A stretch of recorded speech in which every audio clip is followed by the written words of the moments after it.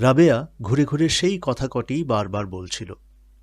রুনুর মাথা নিচু হতে হতে থুতনি বুকের সঙ্গে লেগে গিয়েছিল। আমি দেখলাম তার ফর্সা কান লাল হয়ে উঠছে। সে তার জ্যামিতি খাতায় আঁকিঝুঁকি করতে লাগল। শেষ পর্যন্ত হঠাৎ উঠে দাঁড়িয়ে দাদা একটু পানি খেয়ে আসি বলে ছুটতে ছুটতে বেরিয়ে গেল। রুনু 12 পেরিয়ে 13তে পড়েছে। রাবেয়ার অশ্লীল কদর্য কথা তার না বোঝার কিছুই নেই। লজ্জায় সে লাল হয়ে উঠেছিল। হয়তো সে কেঁদেই ফেলত। রুনু অল্পতেই কাঁদে। আমি রাবেয়াকে বললাম, ছি রাবেয়া, এসব বলতে আছে? ছি, এগুলি বড় বাজে কথা। তুই কত বড় হয়েছিস। রাবেয়া আমার 1 বৎসরের বড়। আমি তাকে তুই বলি। পিঠাপিঠি ভাই বোনেরা একজন আরেকজনকে তুই বলেই ডাকে। রাবেয়া আমাকে তুমি বলে। আমার প্রতি তার ব্যবহার ছোট বোন সুলভ। সে আমার কথা মন দিয়ে শুনল। কিছুক্ষণ ধরেই বালিশের গায়ে চাদর জড়িয়ে সে একটা পুতুল তৈরি করছিল। আমার কথায় তার ভাবান্তর হল না। পুতুল তৈরি বন্ধ রেখে লম্বা হয়ে বিছানায় শুয়ে পড়ল। পা নাচাতে নাচাতে সেই নোংরা কথাগুলি আগের চেয়েও উঁচু গলায় বলল। আমি চুপ করে রইলাম। বাধা পেলেই রাবেয়ার রাগ বাড়বে। গলার স্বর উঁচু পর্দায় উঠতে থাকবে। পাশের বাসার জানালা দিয়ে 2-1টি কৌতূহলী চোখ কি হচ্ছে তা দেখতে চেষ্টা করবে। রাবেয়া বলল, আমি আবার বলবো। বেশ। কি হয় বললে? আমি কাতর গলায় বললাম, সে ভারী লজ্জা রাবেয়া। এটা খুব একটা লজ্জার কথা। তবে যে ও আমাকে বলল। কে? আমি বুঝতে পারছি রাবেয়া নিশ্চয়ই কথাগুলি বাইরে কোথাও শুনে এসেছে। কিন্তু রাবেয়াকে, যার বয়স গত আগস্ট মাসে 22 হয়েছে, তাকে সরাসরি এমন একটি কদর্য কথা কেউ বলতে পারে ভাবিনি। আমি বললাম, কে বলেছে? আজ সকালে বলেছে। কে সে? ওই যে লম্বা ফর্সা। রাবেয়া সেই ছেলেটির আর কোনো পরিচয়ই দিতে পারবে না। আবারও রাবেয়া বেড়াতে বেরোবে। আবারও হয়তো কেউ এমনি একটি ইতর অশ্লীল কথা বলে বসবে তাকে। খোকা, তোর দুধ। মা দুধের বাটি টেবিলে নামিয়ে রাখলেন। কাল রাতে তার জ্বর এসেছিল। বেশ বাড়াবাড়ি রকমের জ্বর। বাবা মাঝরাত্রিরে আমার দরজায় ঘা দিয়েছিলেন। আমার ঘুমের ঘোর না কাটতেই শুনলাম, তোর কাছে অ্যাসপিরিন আছে খোকা? স্বপ্ন দেখছি এই ভেবে পাশ ফিরে আবার ঘুমিয়ে পড়ার উদ্যোগ করতেই মায়ের কান্না শুনলাম। মা অসুখ বিসুখ একেবারেই সহ্য করতে পারেন না। অল্প জ্বর, অল্প মাথা ব্যথা, এতেই কাহিল। বাবা আবার ডাকলেন, খোকা, তোর কাছে অ্যাসপিরিন আছে? তোষকের নিচে আমার ডাক্তারখানা। অ্যাসপিরিন, ডেসপ্রোটেভ এই জাতীয় ট্যাবলেট জমানো আছে। অন্ধকারেই আমি মাঝারি সাইজের ট্যাবলেট খুঁজতে লাগলাম। এ ঘরে আলো নেই। কোথায় যেন তার জ্বলে গেছে। রাতে হ্যারিকেন জ্বালানো হয়। ঘুমোবার সময় রুনু হ্যারিকেন নিভিয়ে দেয়। আলোতে রুনুর ঘুম হয় না। বাবা বললেন, খোকা, পেয়েছিস? কি হয়েছে? তোর মার জ্বর। জ্বরে অ্যাসপিরিন কি হবে? খুব মাথা ব্যথাও আছে। ও। 3টি ট্যাবলেট হাতে নিয়ে দরজা খুলতেই বারান্দায় লাগানো 25 পাওয়ারের বাল্বের আলো এসে পড়ল। কি বাজে ব্যাপার, একটিও অ্যাসপিরিন নয়। বাবা বিরক্ত হয়ে বললেন, ঘরে দেশলাই রাখতে পারিস না? মনে পড়ল ড্রয়ারে একটি নতুন দেশলাই আর 3টি ব্রিস্টল সিগারেট রয়েছে। সারাদিনে 5টার বেশি খাবো না ভেবেও 7টা হয়ে গেছে। আর এখন এই মধ্যরাত্রে একটা তো জ্বালাতেই হবে। কিছুক্ষণের ভেতরেই একটা সিগারেট ধরাব, এতেই মনটা ভরে উঠল। বাবা অ্যাসপিরিন নিয়ে চলে গেলেন। দেশলাই জ্বালাতেই চোখে পড়ল রাবেয়া বিশ্রীভাবে শুয়ে রয়েছে। প্রায় সমস্তটা শাড়ি পাকিয়ে পুটলি বানিয়ে বুকের কাছে জড়িয়ে রেখেছে। শীতের সময় মশা থাকে না, মশারিও থাকে না। মশারির আব্রুও সেই কারণে অনুপস্থিত। বাবার গলা শোনা গেল, নাও শানু, নাও, খেয়ে ফেলো ট্যাবলেটটা। আশ্চর্য, বাবা এরকম আদুরি গলায় ডাকতে পারেন? আমার লজ্জা করতে লাগল। বাবা আবার ডাকলেন, শানু, শানু। শাহানা নামটাকে কি সুন্দর করে ভেঙে শানু ডাকছেন বাবা। আমার আর বাবার ঘরের ব্যবধানটা বাঁশের বেড়ার ব্যবধান। ওপরের দিকে প্রায় 2 হাত খানিক ফাঁকা। সামান্যতম শব্দের কথাও আমার ঘরে ভেসে আসে। আমি একটা চোমর শব্দও শুনলাম। আমার মাঝে মাঝে ইনসমনিয়া হয়। আমার তোশকের নিচে 4টা ভ্যালিয়াম 2 ট্যাবলেট আছে, কিন্তু আমি কখনো ভ্যালিয়াম খাই না। ঘুমের ওষুধ হার্ট দুর্বল করে। আমার বন্ধু সলিল ঘুমানোর জন্য 2টি মাত্র বড়ি খেয়ে মারা গিয়েছিল। তার হার্টের অসুখ ছিল। আমারও হয়তো আছে। আমার মাঝে মাঝে বুকের বাম পাশে চিনচিনে ব্যথা হয়। আমি হাজার ইনসমনিয়াতেও ঘুমের ওষুধ খাই না। মাঝে মাঝে এজন্যে আমার বেশ অসুবিধা হয়। মাঝরাতে বাবা যখন শানু শানু এই শাহানা বলে ডাকতে থাকেন, তখন আমার কান গরম হয়ে ওঠে, নাক ঘামতে থাকে, হার্টের স্পন্দন দ্রুত ও স্পষ্ট হয়। রাতের নাটকের সব কটি কথা আমার জানা। মা বলেন, আহা করো কি, ছি। বাবা ফিসফিস করে কি বলেন। তার গলা খাদে নেমে আসে। মা জড়িত কণ্ঠে হাসেন। আমি দুহাতে আমার কান বন্ধ করে ফেলি। নিজের বুকের শব্দটা সে সময় বড় বেশি স্পষ্ট মনে হয়। কিছুক্ষণের ভেতরেই আবার সব নীরব হয়। রুনু আর রাবেয়া ঘুমের ঘোরে বিজবিজ করে। টেবিল ঘড়ির টকটক টকটক শব্দ আবার ফিরে আসে। আমি টেবিলে রাখা জগে মুখ লাগিয়ে ঢকঢক করে পানি খেয়ে বাইরে এসে দাঁড়াই। বারান্দার এক পাশে 2টি হাসনুহেনা গাছ আছে। মা বলেন হাসনাহানা, দুটোই প্রকাণ্ড। রাতের বেলা তার পাশে এসে দাঁড়ালে ফুলের গন্ধে নেশার মতো হয়। হাসনুহেনার গন্ধে নাকি সাপ আসে। মন্টু এই গাছের নিচেই একবার একটা মস্ত সাপ মেরেছিল, চন্দ্রবড়া সাপ। মা দেখে আঁতকে উঠে বলেছিলেন, কি করলি রে মন্টু, এর জোড়াটা যে এবার তোকে খুঁজে বেড়াবে। আমি যদিও এসব বিশ্বাস করতাম না, তবু আমারও ভয় লাগছিল। আমি তন্ন তন্ন করে অন্য সাপটাকে খুঁজলাম। বাড়ির চারপাশে কার্বলিক অ্যাসিড দেয়া হলো। মাস্টার চাচা বললেন, যে সাপটা রয়ে গেছে সেটা পুরুষ সাপ। সাপ দেখে তিনি স্ত্রী পুরুষ বলতে পারতেন। কদিন সবাই খুব ভয়ে ভয়ে কাটালাম, যদিও সেই পুরুষ সাপটিকে কখনো দেখা যায়নি। রাবেয়া বলল, মা আমি দুধ খাব। মার কাল রাতে জ্বর এসেছিল। তার মুখ শুকিয়ে ছোট হয়ে গেছে। রাবেয়ার কথা শুনে মার মুখ আরও শুকিয়ে গেল। তাকে বাচ্চা খুকির মতো দেখাতে লাগল। আমি জানি, আমরা কেউ যখন কোনো একটা জিনিসের জন্য আবদার করি এবং মা যখন সেটি দিতে পারেন না, তখন তার মুখ এমনি লম্বাটে হয়ে বাচ্চা খুকিদের মতো দেখাতে থাকে। তার নাকের পাতলা চামড়া তীর তীর করে কাঁপতে থাকে। ছোট বয়সে মার এই ভঙ্গিটাকে আমার খুব খারাপ লাগত। আমি একটি জিনিস চেয়েছি, মা সেটা দিতে পারছেন না। তার মুখ বাচ্চা খুকিদের মুখের মতো হয়ে গিয়েছে। নাকের ফর্সা পাতলা পাতা তীর তীর করে কাঁপছে। মায়ের এই ভঙ্গিটাকে আমার অপরাধীর ভঙ্গি বলে মনে হতো। আমি মাকে কি করে কষ্ট দেয়া যায় তা ভাবতে থাকতাম। মার গায়ে একটা টিকটিকি ছুঁড়ে দিতে ইচ্ছে হতো। মা টিকটিকিকে বড় ভয় পান। মুখে বলেন ঘৃণা, কিন্তু আমি জানি এ তার ভয়। একবার মা ভাত খেতে বসেছেন, হঠাৎ ছাদ থেকে একটা ছোট টিকটিকির বাচ্চা এসে পড়ল তার মাথায়। তিনি হড়হড় করে বমি করে ফেললেন।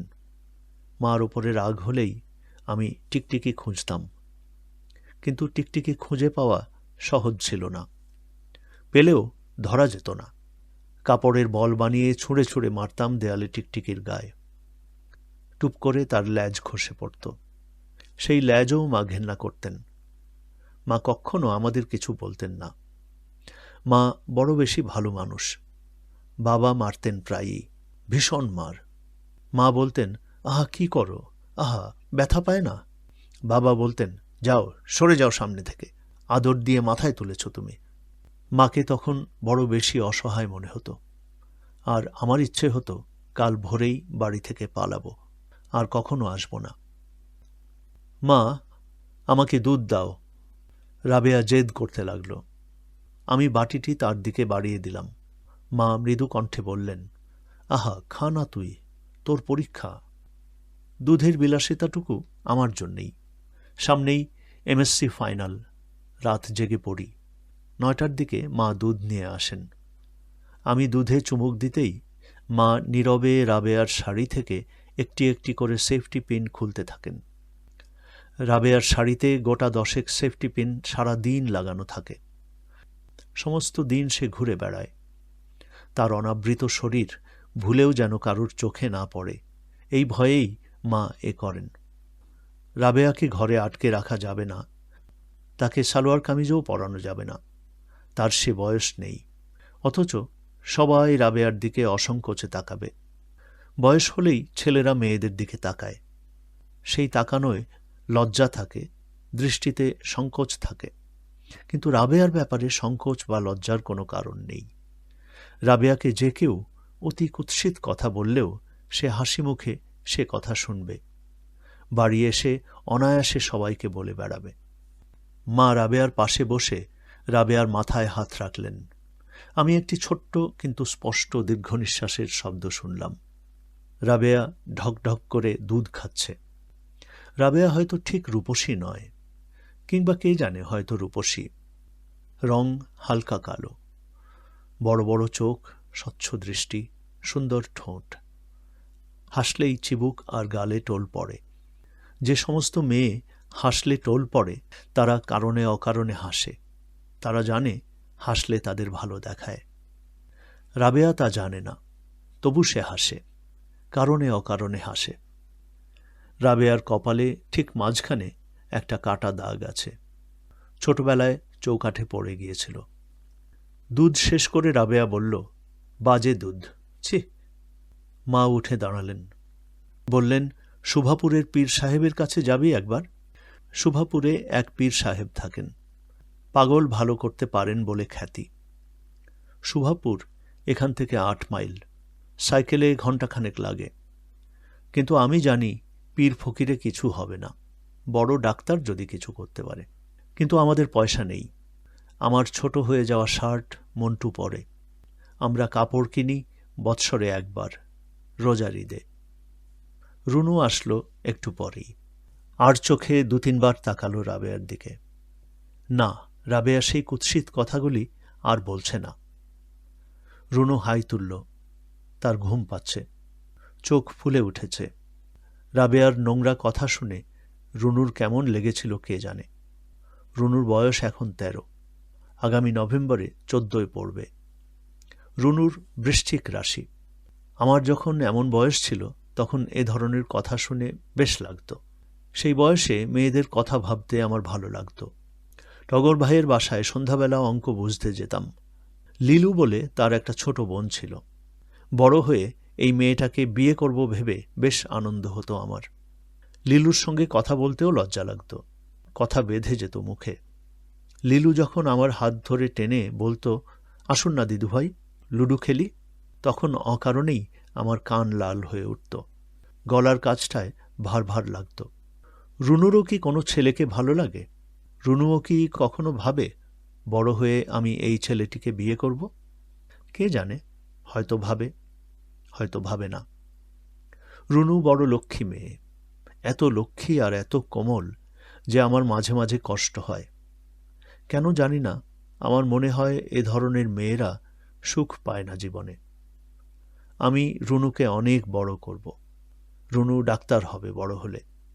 স্টেথোস্কোপ গলায়, কালো ব্যাগ হাতে মেয়ে ডাক্তারদের বড় সুন্দর দেখায়। রুনু অঙ্ক ভালো পারে না। আমি তাকে নিজের পড়া বন্ধ রেখে অ্যালজাবরা বোঝাই।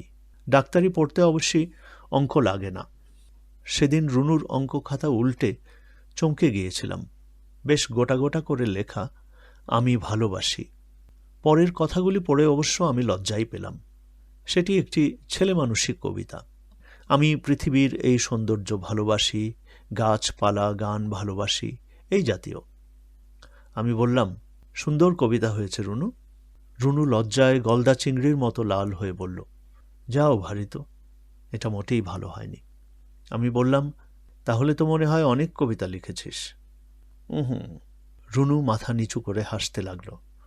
আমি বললাম, দেখা রুনু, লক্ষ্মী মেয়ে তুই। রুনু আরক্ত হয়ে উঠে গিয়ে আমার ট্রাঙ্ক খুলল। তার যাবতীয় গোপন সম্পত্তি আমার ট্রাঙ্কে থাকে। এই বয়সে কত তুচ্ছ জিনিস অন্যের চোখের আড়াল করে রাখতে হয়।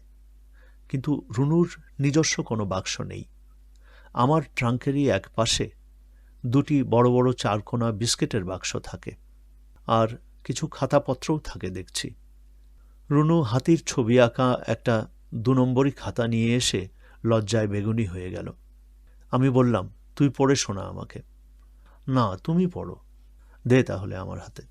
রুনু খাতাটা গুঁজে দিয়ে দৌড়ে পালালো। দেখলাম সব মিলিয়ে 12খানা কবিতা। 2টি মায়ের ওপরে, একটি পলার ওপরে। পলা আমাদের পোষা কুকুর, এক দুপুরে কোথায় যে চলে গেল। একটি মন্টুর সাপ মারা উপলক্ষে। মন্টু ভাই তো মারলেন মস্ত বড় সাপ, 4 হাত লম্বা সেটি, কি তার প্রতাপ। মনে মনে ভাবলাম রুনুকে একটি ভালো খাতা কিনে দেব। রুনু খাতা ভর্তি করে ফেলবে কবিতায়। রবীন্দ্রনাথের একটি গল্পে বাচ্চা মেয়ের একটি চরিত্র আছে। মেয়েটি লিখতে শিখে অবধি ঘরের দেয়াল, বইয়ের পাতা, মার হিসাবের খাতায় যা মনে আসত তাই লিখে বেড়াত।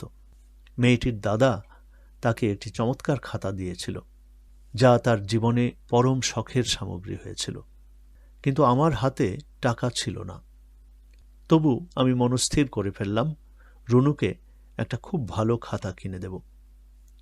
আমার মনে পড়ল হাতিমার্কা যে খাতাটায় রুনু কবিতা লিখেছে, রুনু সেটি আমার কাছ থেকেই চেয়ে নিয়েছিল। যেখানে আমার নাম ছিল সেটি কেটে রুনু বড় বড় করে নিজের নাম লিখেছে। দিনে ঘণ্টা পড়ছি তার হিসেব রাখার জন্যে খাতাটি কিনেছিলাম। সপ্তাহ 2 যাবার পরও যখন কিছু লেখা হয়নি, তখন একদিন রুনু সংকুচিতভাবে আমার টেবিলের সামনে এসে দাঁড়াল।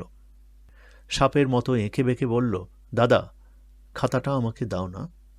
কোন খাতা? এইটা। যা, নিয়ে যা। রুনু খাতা হাতে চলে গেল।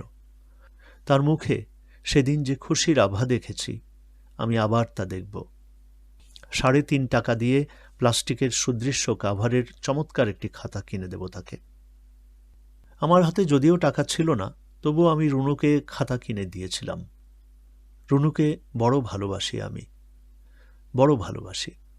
রুনুকে দেখলেই আমার আদর করতে ইচ্ছে হয়। রুনু বড় লক্ষ্মী মেয়ে। রুনুর ভালো নাম সালেহা। রুনু নামটা আমারই দেয়া। রুনুর জন্য রুনু নামটাই মানানসই। রুনু নামে কেমন একটা বাজনার আমেজ আসে। আবার যখন দীর্ঘস্বরে ডাকা হয়, রুনু, তখন কেমন একটা আমেজ আসে। রুনু বলল, দাদা, আমি ঘুমিয়ে পড়ি। মা মশারি খাটিয়ে দিয়ে গেছেন। বেশ মশা এখন। রাতের সঙ্গে সঙ্গে মশাও বাড়তে থাকবে। আমার কানের কাছে গুনগুন করবে তারা। পড়ায় মন দিতে পারছি না। এমএসসিতে খুব ভালো রেজাল্ট করতে হবে আমার। একটা ভদ্র ভালো বেতনের চাকরির আমার বড় প্রয়োজন। রুনু গুটিসুটি মেরে রাবেয়ার পাশে শুয়ে পড়েছে। অবশ্য এখন সে ঘুমোবে না। যতক্ষণ ঘরে আলো জ্বলে ততক্ষণ রুনু ঘুমোতে পারে না। আমার পাশেই রাবেয়া আর রুনু শুয়ে আছে। এত পাশে যে হাত বাড়ালেই ছোঁয়া যায়। রাবেয়াটা শুতে না শুতেই ঘুমিয়ে পড়ে। একবার ঘুমিয়ে ঘুমিয়ে কাঁদে। সেই কান্না বিলম্বিত দীর্ঘ সুরের কান্না। পলাও মাঝে মাঝে এমন কাঁদত। মা বলতেন, ধুর ধুর। কুকুরের কান্না নাকি অমঙ্গলের চিহ্ন। গৃহস্থের বিপদ দেখলেই কুকুর বেড়াল এই জাতীয় পোষা জীবগুলি কাঁদে। রাবেয়ার কান্নার উৎস আমরা জানি না। হয়তো সারাদিনের অবরুদ্ধ কান্না রাতে অঝোর ধারার মতোই নেমে আসে। রাবেয়ার কান্নায় রুনু ভয় পায়। বলে, দাদা, আপা কাঁদছে কেমন দেখো। আমি বলি, ভয় কি রুনু? উঁচু গলায় ডাকি, এই এই রাবেয়া, কাঁদে কেন? কি হয়েছে? কোনো কোনো রাতে অপূর্ব জ্যোৎস্না হয়। জানলা গলে নরম আলো এসে পড়ে আমাদের গায়ে। জ্যোৎস্নায় নাকি হাসনুহেনা খুব ভালো ফোটে। নেশা ধরানো ফুলের গন্ধে ঘর ভরে যায়। আমি ডাকি, রুনু, ঘুমিয়েছিস? হুম। গল্প শুনবি? বলো। কি গল্প বলবো ভেবে পাই না। গল্পের মাঝখানে থেমে গিয়ে বলি, এটা নয়, আরেকটা বলি। রুনু বলে, বলো। সে গল্পও শেষ হয় না। আচমকা মাঝপথে থেমে গিয়ে বলি, তুই একটা গল্প বল রুনু। আমি বুঝি জানি। যা জানিস তাই বল। বল না। হুম, তুমি বলো দাদা। রুনুকে আমার টমাস হার্ডির এ পেয়ার অফ ব্লু আইজের গল্প বলতে ইচ্ছে হয়। আমার মনে হয় রুনুই যেন এ পেয়ার অফ ব্লু আইজের নায়িকা। কিন্তু রুনু আমার ছোট বোন। সামনের নভেম্বরে সে 14 বছরে পড়বে। এমন প্রেমের গল্প তাকে কি করে বলি? রুনু বলে, থেমে গেলে কেন দাদা? শেষ করো না। আমি গল্প বন্ধ করে হঠাৎ জিজ্ঞেস করি, রুনু, তোর কাকে সবচেয়ে ভালো লাগে? তোমাকে। হয়তো আমাকে তার সত্যিই ভালো লাগে। বাইরের তীব্র জ্যোৎস্না, ফুলের অপরূপ সৌরভ, মশারি উড়িয়ে নেবার মতো বাতাস। বুকের কাছটায় গভীর বেদনা অনুভব করি। এই আপা, এই। কি হয়েছে রুনু? দাদা, আপা আমার গায়ে ঠ্যাং তুলে দিয়েছে। রাবেয়া ঘুমের ঘোরে পা তুলে দিয়েছে রুনুর গায়ে। বেশ স্বাস্থ্য রাবেয়ার। স্বাস্থ্যবতী মেয়েদের হয়তো ভরা যৌবনের মেয়ে বলে। ভরা যৌবন কথাটায় কেমন একটা অশ্লীলতার ছোঁয়া আছে। আমার কাছে যুবতী কথাটা তরুণীর চেয়ে অনেক অশ্লীল মনে হয়। কে জানে কেন। পাশের বাসার লোকজনের শব্দ শোনা যাচ্ছে। রাত যত বাড়ে আশপাশের শব্দ ততই স্পষ্ট হয়। দিনে কখনো থানার ঘড়ির ঘণ্টা শুনি না। রাত 9টার পর থেকেই তা স্পষ্ট হয়ে ওঠে। পাশের বাসায় কে যেন কাশল। কিছুক্ষণ পরেই খিলখিল করে হাসির শব্দ শুনলাম। হাসির স্বরগ্রাম বেশ উঁচু। নিশ্চয়ই নাহার ভাবি। নাহার ভাবি খুব উঁচু গলায় কথা বলেন। বিধি ডাগরও আঁখি যদি দিয়েছিলে, নাহার ভাবি রেকর্ড চড়িয়েছেন। প্রায় রাতেই তিনি গান শোনেন। এই গানটি তার ফেভারিট। আমার রবীন্দ্রসঙ্গীতের প্রাঙ্গণে মোর শিরীষ শাখায় সবচেয়ে ভালো লাগে। এই রেকর্ডটি তারা খুব কম বাজান। বিধি ডাগরও আঁখি বড় করুণ। নাহার ভাবি তো খুব হাসি খুশি, অথচ এমন একটি করুণ গান তার পছন্দ কেন কে জানে। যারা খুব হাসি খুশি, করুণ সুর তাদের খুব মুগ্ধ করে। কোথায় যেন পড়েছি। রুনু হঠাৎ ডাকল, দাদা ঘুমিয়েছ? না। নাহার ভাবি গান বাজাচ্ছে। এরপর কোন গানটা বাজাবে জানো? না, কোনটা? আধুনিক, জোনাকি ঝিকিমিকি আলো আলো। সত্যি সত্যি তাই বাজল। রুনু শব্দ করে হাসল। আমি বললাম, তুই জানলি কি করে? আমি তো আজ দুপুরে সাজিয়ে রেখেছি, তোমার গান সবার শেষে। রাবেয়া ঘুমের ঘোরে বলল, না না, বললাম তো যাব না। হারুন ভাই যদি সত্যি সত্যি রাবেয়াকে বিয়ে করে ফেলত, তবে আর মাঝরাতে গান শোনা হতো না। রাবেয়ার গান ভালো লাগে না। কে জানে কি তার ভালো লাগে। হারুন ভাইদের বাসায় সবাই রাজি হলেও এই বিয়ে হতো না। রাবেয়া যদি কোনোদিন ভালো হয়ে ওঠে, তবে তাকে খুব একজন হৃদয়বান ছেলের সঙ্গে বিয়ে দেব। হারুন ভাইয়ের মতো একটি নিখুঁত ভালো ছেলে। সেও গভীর রাতে রেকর্ড বাজাবে। চাঁদের আলো এসে পড়বে তাদের দুজনার গায়ে। ভদ্রলোক রাবেয়ার মাথায় হাত বুলিয়ে দিতে দিতে বলবেন, তোমার কপালে কিসের দাগ রাবেয়া? পড়ে গিয়েছিলাম চৌকাঠে। তিনি সেই কাটা দাগের ওপর অনেকক্ষণ ধরে হাত রাখবেন। তারপর চুমো খাবেন সেখানটায়। রুনু আমায় ডাকল, দাদা তোমার গান হচ্ছে। আমি শুনলাম, প্রাঙ্গণে মোর শিরীষ শাখায় নিত্য হাসে কি উচ্ছ্বাসে। আবেগে আমার চোখ ভিজে উঠল। গানটি আমার বড় ভালো লাগে। গান শুনতে শুনতে আমি নাহার ভাবির মুখ মনে আনতে চেষ্টা করলাম। মাঝে মাঝে খুব পরিচিত লোকদের মুখও আমি কিছুতেই মনে আনতে পারি না। নাহার ভাবির মুখটা ত্রিভুজ আকৃতির। হারুন ভাইদের বাসায় সবার মুখ আবার লম্বাটে, ডিমের মতো। তারা সবাই ভারী সুন্দর। কয় পুরুষ ধনী থাকলে চেহারায় একটা আলগা লালিত্য আসে কে জানে। ভাবতে ভালো লাগে, এই পরিবারটিতে কোনো দুঃখ নেই। মাসের 15 তারিখের পর থেকে খরচ বাঁচানোর আপ্রাণ চেষ্টা এই পরিবারের মায়ের করতে হয় না। ইচ্ছে হলেই ইংরেজি ছবির মতো মোটরে করে এরা আউটিংয়ে চলে যায়। স্বাধীনতা দিবসে এই পরিবারের মেয়েরা রাইফেল শুটিংয়ে ফার্স্ট সেকেন্ড হয়। তারা কবে এসেছিল শান্তি কটেজে আমার মনে নেই। তবে খুব বৃষ্টি সেদিন। আমি, রাবেয়া আর রুনু বারান্দায় দাঁড়িয়ে দাঁড়িয়ে দেখছিলাম। জিপ থেকে ভিজতে ভিজতে নামল সবাই। প্রথমেই রুনুর বয়সী একটি মেয়ে। নাম শিলা। বাবা আদর করে ডাকেন শিলু মা। মা শুধু বলেন শিলু। তারপর বড় ভাই, চোখে বুড়ো মানুষের মতো চশমা হলেও একেবারে ছেলে মানুষই চেহারা। গাড়ি থেকে নেমেই চেঁচিয়ে উঠল, কি চমৎকার বাড়ি শিলু। বাবা নামলেন, মা নামলেন, চাকর বাকর নামল। আজিজ সাহেবদের চলে যাওয়ার অনেক দিন পর বাড়িটা ভরল। বর্ষা গিয়ে শীত আসল। ব্যাডমিন্টন কোর্ট কেটে হৈ হৈ করে দুই ভাই বোন লাভ 11, লাভ 12 করে খেলতে লাগল।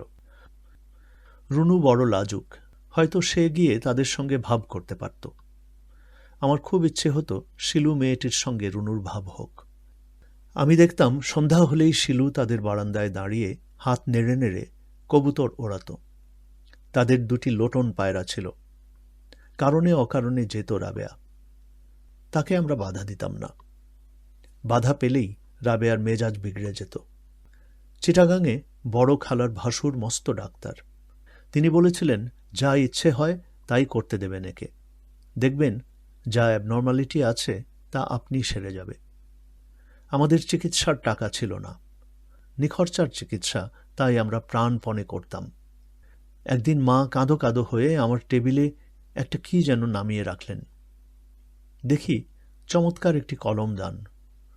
ধবধবে সাদা দুটি পেঙ্গুইন পাখি কলমদানের দুপাশে দাঁড়িয়ে আছে। পেঙ্গুইন দুটোর মাঝামাঝি একটি বাচ্চা পেঙ্গুইন মুখ হাঁ করে শূন্যে তাকিয়ে। সেই হাঁ করা মুখেই কলম রাখার জায়গা। আমার এই জাতীয় জিনিসের দাম সম্বন্ধে কোনো অভিজ্ঞতা নেই, তবু মনে হলো এ অনেক দামি। মা কাঁপা গলায় বললেন, রাবেয়া এনেছে ও বাড়ি থেকে। আমার প্রথমেই যা মনে হলো তা হলো রাবেয়া না বলেই এনেছে। কিন্তু রাবেয়া পনি ঘোড়ার মতো ঘাড় বাঁকিয়ে বলতে লাগল, আমি আনিনি, ওরা আপনি দিয়েছে। মিথ্যা রাবেয়া বলে না, কিন্তু ওরাই বা কেন দেবে? এমন একটা শৌখিন জিনিস হঠাৎ করে দিয়ে দিতে হলে যে দীর্ঘসূত্রতার পরিচয় প্রয়োজন তা কি আমাদের আছে? খবরের কাগজে কলমদানিটি মুড়ে রুনু প্রথমবারের মতো ও বাড়ি গেল। রাবেয়া নাকি সুরে বলতে লাগল, আমার জিনিস রুনু যে বড় নিয়ে চলল, ভেঙে ফেললে আমি মজা না দেখিয়ে ছাড়ব। জানা গেল রাবেয়া আনেনি, ওরাই দিয়েছে। না, ঠিক ওরা নয়, হারুন বলে যে ছেলেটি শিগগিরই বিদেশ যাবে, শুধু একটি পাসপোর্টের অপেক্ষা, সেই দিয়েছে। শিলু আর তার মাও ঠিক জানতেন না ব্যাপারটা। শিলুর সঙ্গে এই অল্প সময়েই খুব ভাব হয়ে গেল রুনুর। একটি লম্বাটে মিমি চকলেট আর বিভূতিভূষণের দৃষ্টি প্রদীপ সে নিয়ে এসেছে। আমি বললাম, ওরা কেমন লোক রুনু? খুব ভালো। চকলেট পেয়ে গলে গেছিস না? যাও, শিলু কিন্তু সত্যি ভালো। জানো, শিলু মোটর চালাতে পারে। যা, এতটুকু বাচ্চা মেয়ে, সত্যি ওদের মোটর সারাতে দিয়েছে। যখন আসবে তখন সে দেখাবে চালিয়ে। আর কি গল্প হলো? কত গল্প, ওদের অনেক রেকর্ড আছে, অনেক। হিসেব নেই এত। আমাকে রোজ যেতে বলেছে। শুধু তুই যাবি? ও আসবে না? আসবে না কেন? নিশ্চয়ই আসবে। শিলু অবশ্যই এসেছে কালে ভদ্রে। যখনই তার রুনুর সঙ্গে দরকার পড়ত তখনই জানলার পাশে দাঁড়িয়ে ডাকত, রুনু রুনু। রুনু সব কাজ ফেলে ছুটে যেত। আমি মনে মনে চাইতাম মেয়েটা ঘন ঘন আসুক আমাদের কাছে। তার সাথে গল্প করার খুব ইচ্ছে হতো আমার। আমি মনে মনে ঠিক করে রেখেছিলাম, তার সাথে যদি আলাপ হয় তবে কি বলবো। দুরাতে তাকে স্বপ্নেও দেখেছি। একটি স্বপ্নে সে শাড়ি পরে এসে খুব পরিচিত ভঙ্গিতে বসেছে আমার টেবিলে। আমি বললাম, টেবিলে কেন শিলু? চেয়ারে বসো। শিলু হাসতে হাসতে বলল, টেবিলে বসতেই যে আমার ভালো লাগে। হাতে একটা চামচ নিয়ে টুংটাং করে চায়ের কাপে জল তরঙ্গের মতো একটা বাজনা বাজাতে লাগল সে। দ্বিতীয় স্বপ্নটি দেখেছি দিনে দুপুরে। অনুরোধের আসর শুনতে শুনতে ঘুমিয়ে পড়েছি। হঠাৎ দেখলাম শিলু আসলো, আগের মতোই শাড়ি পরা। আমি বলছি, শিলু এত দেরি কেন? কি চমৎকার গান হচ্ছিল। আমার নাম তো শিলা, আপনি শিলু ডাকেন কেন? শিলুর সঙ্গে আমার কথা হতো এই ধরনের। হয়তো বিকেলে বারান্দায় বসে আছি, হঠাৎ শিলু ডাকল, শুনুন, একটু রুনুকে ডেকে দেবেন? বাবা পেঙ্গুইন পাখির কলমদানি দেখে খুব রাগ করলেন। বাবার পয়সা ছিল না বলেই হয়তো অহংকার ছিল। শিলুদের পরিবারকে তার একটুও পছন্দ হতো না। নিজে আজীবন কষ্ট পেয়েছেন। অন্যের সুখ সেই কারণেই সহজভাবে নেবার মানসিকতা তার ছিল না। প্রথম জীবনে ছিলেন স্কুল মাস্টার, প্রাইভেট স্কুল, মাইনের ঠিক ছিল না। আমরা সব তার মাইনের ওপরে নির্ভর করে আছি দেখে মাস্টারি ছেড়ে ঢুকলেন ফার্মে। 12 বছরে ক্যাশিয়ার থেকে অ্যাকাউন্ট্যান্ট হলেন, মাইনে 350। কলমদানিটা ফিরিয়ে দেবার জন্য বাবা পীড়াপিড়ি করছিলেন, কিন্তু রুনু বা মা কেউই সে নিয়ে আর এগুলো না। কলমদানির পেঙ্গুইন পাখিটি ধ্যানী মূর্তির মতো বসে রইল আমার টেবিলে। রাবেয়া শুধু মাঝে মাঝে আমায় বলে, তোমার টেবিলে রেখেছি বলে এটা তোমার মনে করো না খোকা। আচ্ছা, ইচ্ছে হলে মাঝে মাঝে কলম রেখো। ঘুমের ঘোরে রুনু বলল, না, পানি খাবো না। তারপর আরও খানিকক্ষণ উহু উহু করল। থানার ঘড়িতে ঢং করে শব্দ হলো একটা। 12:30, 1 কিংবা 1:30, যে কোনোটা হতে পারে। আমার আরেকটা সিগারেট ধরাবার ইচ্ছে হচ্ছে। কে যেন বলেছিল, সিগারেটের আনন্দটা আসলে সাইকোলজিক্যাল। তুমি একটা কিছু পুড়িয়ে শেষ করে দিচ্ছ, তার আনন্দ। অনেকে আবার বলেন নিঃসঙ্গের সঙ্গী। এই মধ্যরাতে আমি একা জেগে আছি, নিঃসঙ্গতা বটেই। সিগারেটের একটা বিজ্ঞাপন দেখেছিলাম সিনেমায়। সমস্ত পর্দা অন্ধকার, আবছা আলো হলে দেখা গেল একটা বড় রাস্তা ধরে এগিয়ে আসছে কে একজন। চারপাশে কেউ নেই, ভুতুড়ে আবহাওয়া, থমথম করছে অন্ধকার। পর্দায় লেখা হলো, সে কি নিঃসঙ্গ? লোকটি থমকে দাঁড়িয়ে সিগারেট ধরালো। পর্দায় লেখা হলো, না, নিঃসঙ্গ নয়, এই তো তার সঙ্গী। চমৎকার বিজ্ঞাপন। আমার মনে হয় সিগারেটের নেশার মূল্যের চেয়ে বন্ধুত্বের মূল্য বেশি। খুট করে দরজা খোলার শব্দ হলো। আমি কান পেতে রইলাম। কে হতে পারে? বাবা নিশ্চয়ই নন। তিনি ওঠেন সারা শব্দ করে, দরজা খোলেন ধুমধাম শব্দ করে। মন্টু অথবা মাস্টার কাকা হবেন। টিউবওয়েলে পানি তোলার শব্দ হলো অনেকক্ষণ। ছড়ছড় করে পানি পড়ার আওয়াজ। কুলি করে পানি ছিটাতে ছিটাতে এদিকেই কে যেন আসছে। হ্যাঁ, মাস্টার কাকাই। তার মাঝে মাঝে অনেক রাতে ফুল গাছের কাছে চেয়ার পেতে গুনগুন করে গান গাওয়ার শখ আছে। পলা বেঁচে থাকলে প্রথমটায় অপরিচিত জন ভেবে ঘেউ ঘেউ করত, তারপর গড়গড় করে পরিচিত জনের অভ্যর্থনা। মাস্টার কাকা বলতেন, কিরে পলু, তোরও বুঝি ঘুম নেই? আমি বললাম, কে? মাস্টার কাকা বললেন, আমি খোকা। কি করেন? এই বসেছি একটু, যা গরম। তুই ঘুমোসনি এখনো? জি না। আসবি নাকি বাইরে? দরজা খুলে বেরোতেই চোখে পড়ল কাকা বারান্দায় পা ঝুলিয়ে বসে আছেন। বললাম, চেয়ারে বসেন, চেয়ার নিয়ে আসি। না থাক। আমি তার পাশে বসলাম। গরম কোথায়? আশ্বিনের শেষাশেষি, একটু শীতই করছে। মাঝে মাঝে ঠান্ডা বাতাসও বইছে। মাস্টার কাকারও বোধ করি মাঝে মাঝে ইনসমনিয়া হয়। কাকা বললেন, ঘুমোচ্ছিলাম, হঠাৎ ঘুম ভাঙল। তারপর আর হাজার চেষ্টাতেও ঘুম আসে না। আমি বললাম, প্রথম রাত্রিতে ঘুম ভাঙলে এরকম হয়। কাকা অনেকক্ষণ চুপ করে রইলেন। একটা মৃদু দীর্ঘ নিঃশ্বাসের শব্দ শুনলাম। কাকা খুব নিচু গলায় বললেন, কি মিষ্টি গন্ধ দেখেছিস? জি, ভীষণ গন্ধ। আমি যখন শিউলিতলা থাকতাম তখন স্কুলে যাওয়ার পথে একটা কাঁঠাল চাপার গাছ পড়ত, ভারী গন্ধ। আমার কাকা কাঁঠাল চাপার গন্ধ বাজে লাগে, বড় বেশি কড়া। কাকা আকাশের দিকে তাকিয়ে বললেন, আমি তারা দেখে সময় বলতে পারি, এখন প্রায় 2টো। আমিও আকাশের দিকে তাকালাম। খুব পরিষ্কার আকাশ, ঝকঝক করছে তারা। কাকা বললেন, দেখেছিস কত তারা? খুব যখন তারা ওঠে তখন দেশে দুর্ভিক্ষ হয় শুনেছি। আমার শীত করছে, তবু বেশ লাগছে বসে থাকতে।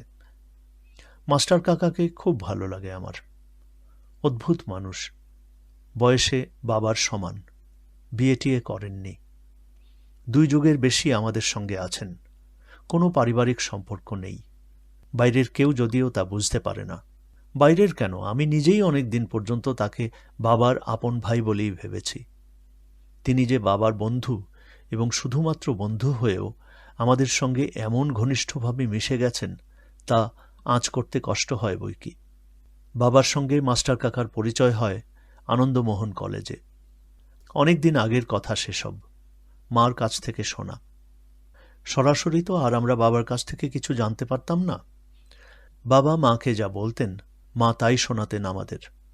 মাস্টার কাকাকে বাবা অত্যন্ত স্নেহের চোখে দেখতেন বলেই হয়তো এত খুঁটিনাটি সমস্তই বলেছেন মাকে। খুব চুপচাপ ধরনের ছেলে ছিলেন মাস্টার কাকা। ক্লাসে জানলার পাশে একটি জায়গা বেছে নিয়ে সারাক্ষণ বাইরে তাকিয়ে থাকতেন। তেমন কোনো চোখে পড়ার মতো ছেলে নয়। একটু কুঁজো, কণ্ঠার হাড় বেরিয়ে রয়েছে, শুকনো দড়ি পাকানো চেহারা। ক্লাসের সবাই ডাকত শকুনি মামা বলে।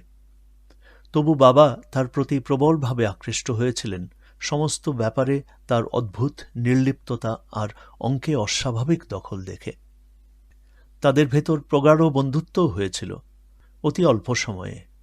মাস্টার কাকা বলতেন, দুটি জিনিস আমি ভালোবাসি, প্রথমটি অঙ্ক, দ্বিতীয়টি অ্যাস্ট্রোলজি। সেই অল্প বয়সেই মাস্টার কাকা নিখুঁত কুষ্টি তৈরি করতে শিখেছিলেন। পরীক্ষার ঠিক আগে আগেই মাস্টার কাকাকে কলেজ ছেড়ে দিতে হলো। তিনি একটি বিশেষ ধরনের ঝামেলায় জড়িয়ে পড়েছিলেন। যে সময়ের কথা বলছি সে সময় খুব কম মেয়েই সায়েন্স পড়তে আসত আনন্দমোহনে। অ্যাডভোকেট রাধিকারঞ্জন চৌধুরীর মেয়ে অনিলা চৌধুরী ছিলেন সব কটি মেয়ের মধ্যে একটি বিশেষ ব্যতিক্রম। খুব আকর্ষণীয় চেহারা ছিল, খুব ভালো গাইতে পারতেন, ছাত্রী হিসেবেও অত্যন্ত মেধাবী। কিন্তু তিনি কারো সঙ্গে কথা বলতেন না। কেউ সেধে বলতে এলে ঠান্ডা গলায় জবাব দিতেন। হয়তো কিছুটা অহংকারী ছিলেন। তাকে জব্দ করার জন্যই ছেলেরা হঠাৎ করে অনিলা নাম পাল্টে শকুনি মামি বলে ডাকতে শুরু করল। শকুন মামা ও শকুনি মামি এই নামে পদ্য লিখে বিলি করা হল। মাস্টার কাকা তাকে শকুন মামা ডাকায় কিছুই মনে করতেন না, কিন্তু এই ব্যাপারটিতে হকচকিয়ে গেলেন। অসহ্য বোধ হওয়ায় অনিলা চৌধুরী আনন্দমোহন কলেজ ছেড়ে দেন। তার কিছুদিন পরই সপরিবারে তারা কলকাতায় চলে যান স্থায়ীভাবে। অনিলার প্রতি হয়তো মাস্টার কাকার প্রগাঢ় দুর্বলতা জন্মেছিল, কারণ তিনিও প্রায় সঙ্গে সঙ্গে কলেজ ছেড়ে দেন। এরপর আর বহুদিন তার খোঁজ পাওয়া যায়নি। প্রায় 6 বছর পর বাবার সঙ্গে তার দেখা হল কুমিল্লার ঠাকুরপাড়ায়, বাবার নিজের বিয়েতে।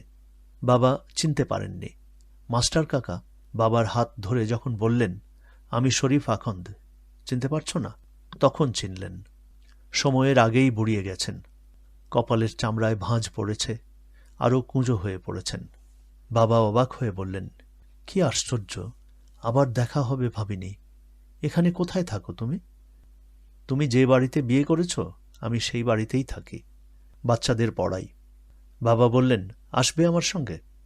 মাস্টার কাকা খুব আগ্রহের সঙ্গে রাজি হলেন।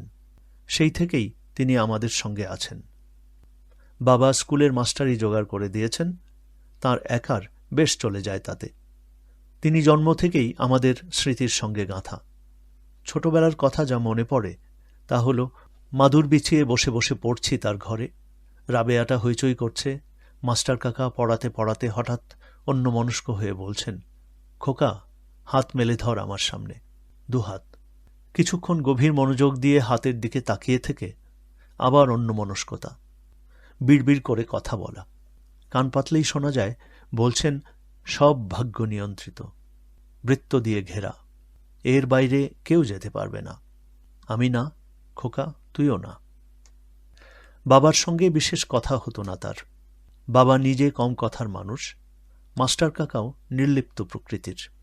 মাস্টার কাকাকে বাইরে থেকে শান্ত প্রকৃতির মনে হলেও তার ভেতরে একটা প্রচণ্ড অস্থিরতা ছিল। যখন স্কুলে পড়তাম তখন তিনি অ্যাস্ট্রোলজি নিয়ে খুব মেতেছেন।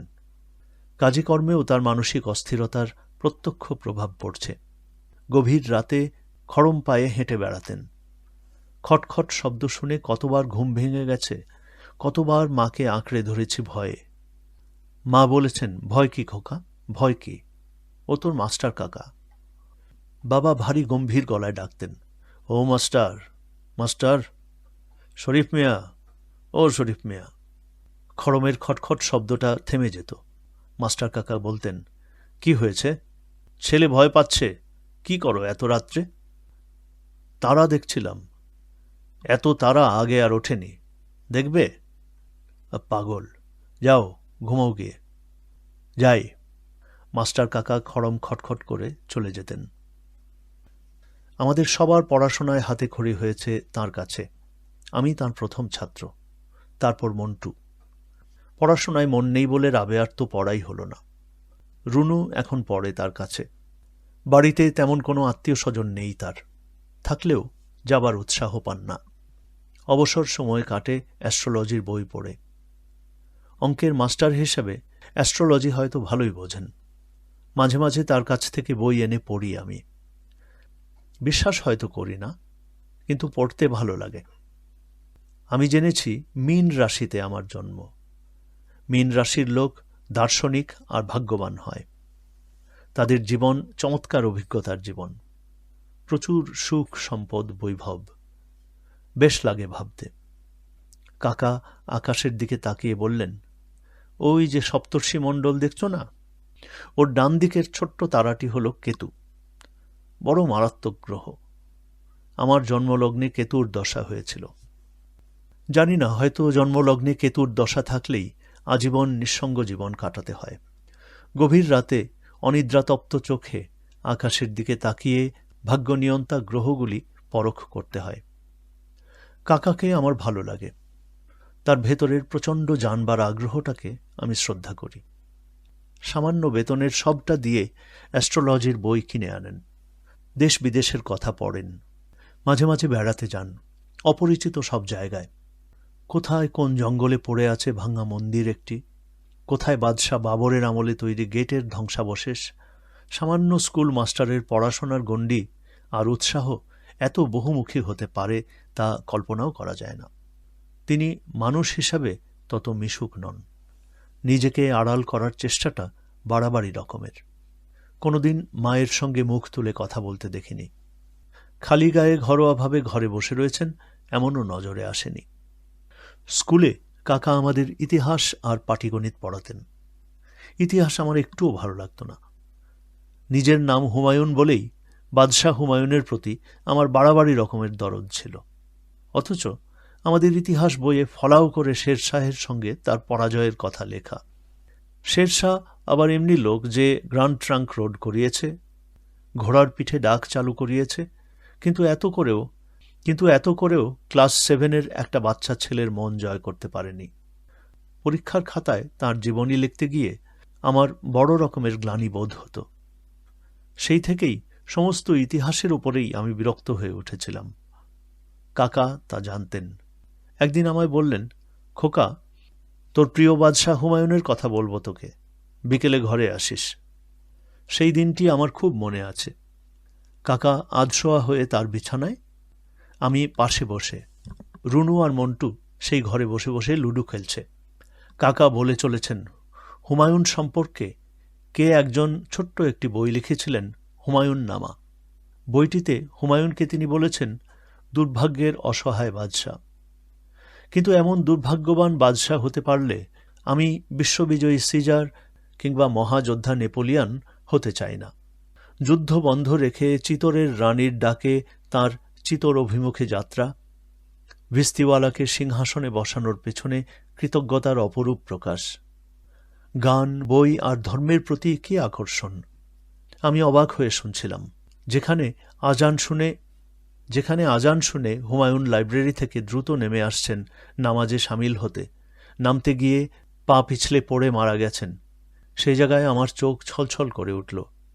কাকা বললেন, বড় হৃদয়বান বাদশাহ, সত্যিকারের কবির হৃদয় তাঁর। আমার মনে হলো আমিই যেন সেই বাদশাহ, আর আমাকে বাদশাহ বানানোর কৃতিত্বটা কাকার একার।